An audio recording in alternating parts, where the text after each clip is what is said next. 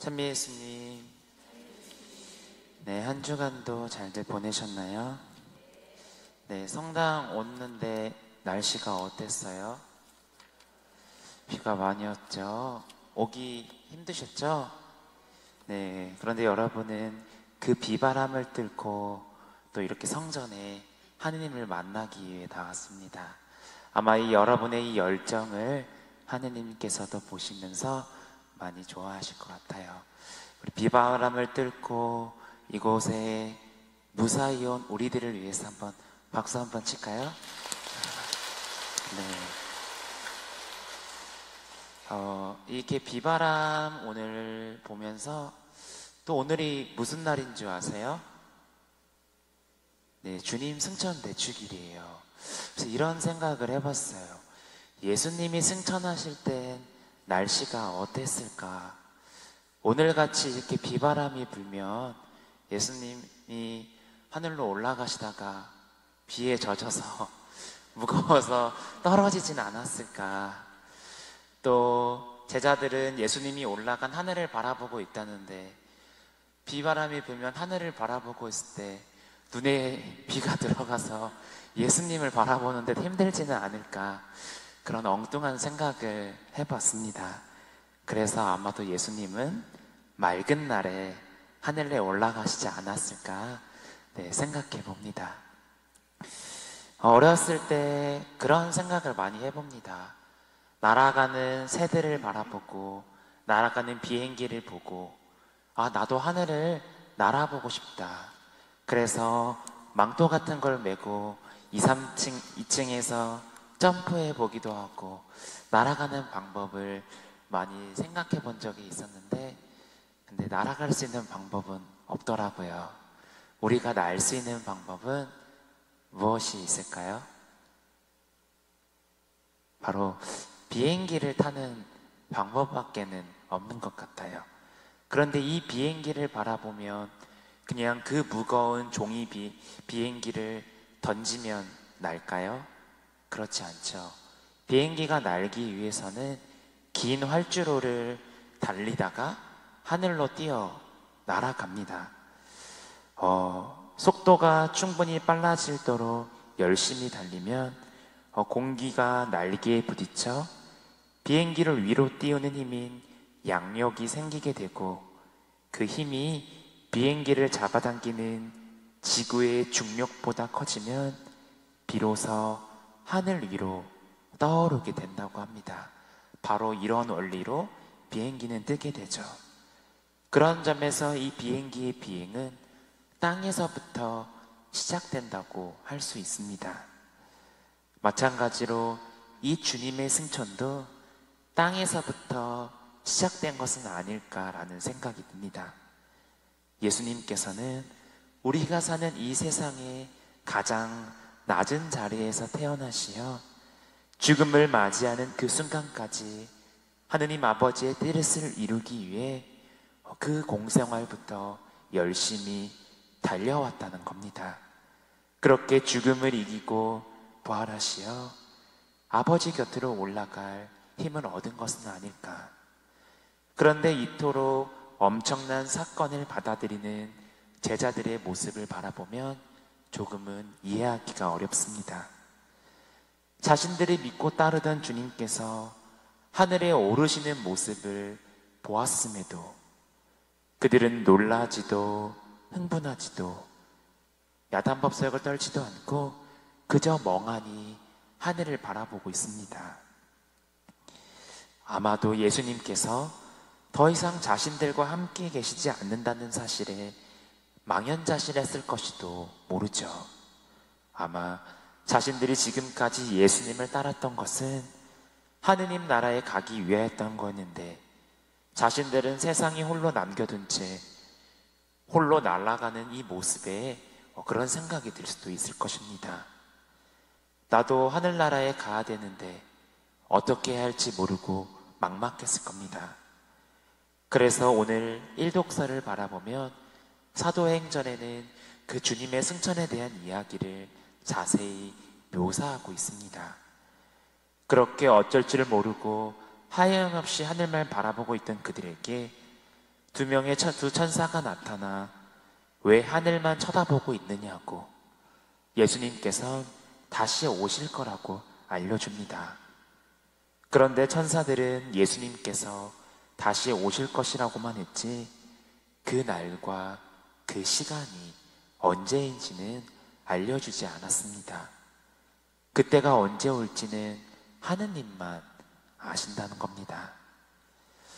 그런 제자들의 모습은 아무것도 하지 않고 감나무 아래에 가만히 누워서 감이 떨어지기만을 바라보는 이 여우처럼 하늘만 쳐다보며 주님께서 나에게 좋은 거, 행복한 것만 주시기를 바라는 우리의 이런 기복적인 신앙과도 비슷합니다.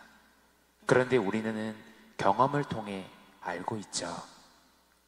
우리가 신앙생활을 하면서 그토록 바라는 은총과 복은 수동적으로 가만히 앉아 기다리는 이들에게 운이 좋아 떨어지는 것이 아니라 주님의 뜻을 충실히 따르고 그분의 계명을 열심히 실천하는 이들에게 공기처럼 자연스럽게 스며든다는 것을 우리는 압니다. 그래서 중요한 것은 주님의 승천과 재림이라는 이 사이에 기다림이라는 시간입니다. 이 기다림의 시간이 그냥 앉아서 수동적인 자세가 아니라 나에게 주어진 그 하루하루 안에서 그분의 계명을 지키며 충실히 적극적으로 나아갈 때 주어진다는 것입니다. 그렇기에 종말의 시간이 언제 오는지에만 관심을 가지며 주님의 뜻을 따르는 데에서 손을 놓고 가만히 있어서는 안 된다는 겁니다. 예수님께서는 우리들에게 세상 끝까지 복음을 전할 사명을 맡기셨기 때문입니다.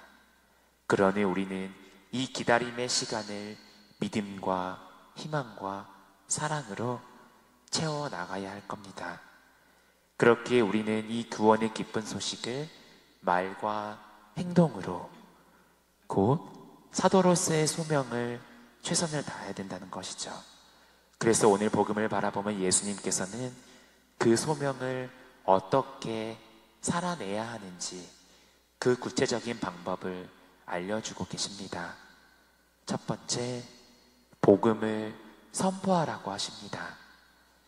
심판이 두려워서가 아니라 의무감 때문에 억지로가 아니라 주님과 함께하고픈 그 간절한 열망으로 그분 안에서 누리는 그 기쁨과 평화를 내가 먼저 체험하고 그 체험한 것을 좋은 것들을 다른 사람들에게 나누라는 겁니다.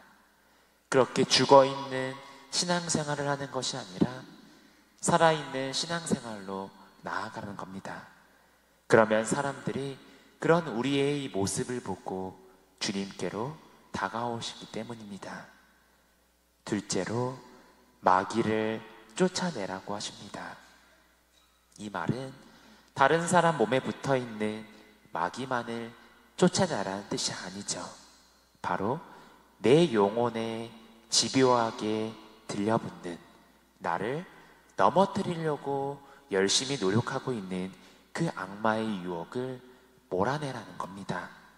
그것은 나에게 물질적인 거, 욕심, 탐욕, 나태함, 게으름 이런 유혹들을 단호하게 끊어냄으로써 가능해집니다. 세 번째로 병자들을 고쳐주라고 하십니다. 분명 우리가 아플 때는 병원에 가죠. 육신의 병을 치료하는 것은 의사들이 하는 일입니다. 우리가 고쳐야 할 것은 이 마음의 병입니다. 내 안에 유혹으로 다가오는 교만, 아집, 고집, 시기와 질투, 욕심과 집착의 미움과 증오의 그런 병에서 벗어날 수 있도록 그렇기 위해서는 내가 먼저 용서하고 사랑을 실천하고 자비를 베풀어야 가능한 일이죠. 우리가 이런 예수님께서 알려주신 세 가지의 이 방법들, 사도로서의 이 소명들을 충실히 수행할 때 주님께서는 우리와 함께 계시며 도와주실 것입니다. 그렇게 주님과 함께하는 삶은 아무리 평범하고 반복되고 사소한 우리의 일상일지라도 구원의 표징이 될 겁니다. 우리가 그러한 마음을 가지고 반복되는 나의 일상을 걸어 나갈 수 있을 때 우리는 작은 표징들을 발견하고 감사할 수 있는 마음이 솟아오르는 것을 느낄 수 있을 것입니다. 그 표징을 통해 우리의 믿음이 깊어질 것이고 우리를 바라보는 이들도 믿음이 생길 것입니다.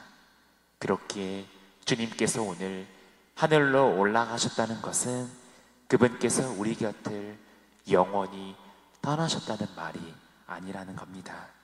바로 이 물리적인 한계를 뛰어넘어 시공간의 제약을 넘어 언제나 어디서나 우리와 함께 계신다는 뜻입니다. 그렇게 하늘은 시작과 끝이 정해진 특정한 공간이 아니라 우리가 딛고에 서 있는 땅 위의 모든 것이 다 하늘이라는 겁니다. 그러므로 비행기가 하늘을 향해 날 때 활주로를 열심히 달려가듯 우리의 이 여정 안에서도 각자의 자리에서 열심히 주님의 띠를 따라 달려가는 여러분들이 되었으면 좋겠습니다. 그럴 때 우리는 주님께서 함께 계심을 느끼며 사도로서의 소명을 다할 수 있을 것입니다. 또 오늘부터 우리는 계속 대축일을 보낼 겁니다. 그렇게 주님의 사랑이 얼마나 큰지 그 여정 안에서 또 깊이 체험하는 여러분이 되시길 소망합니다. 아멘.